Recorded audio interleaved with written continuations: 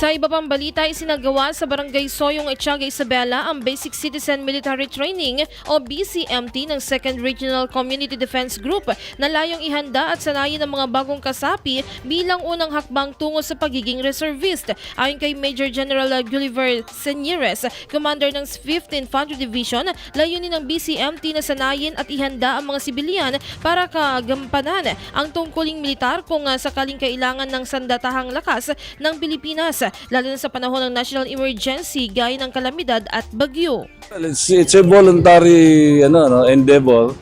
It's open to everybody to undergo basic military training and join the reservist force.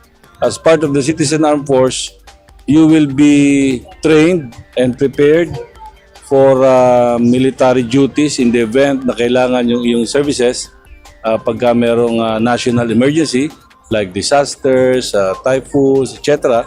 Plus, you get to train with regular forces, participate in multinational and bilateral exercises with foreign allies. So those are at the same time, it is an expression of our patriotism, nationalism, our love for country, our community. Tulong-tulong naman kasi tayo para sa sustainable peace and inclusive development sa ating bansa.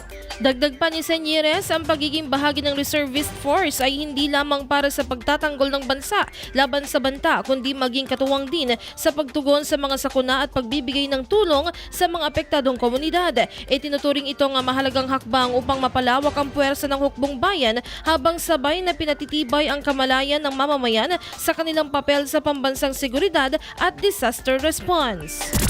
IFM News.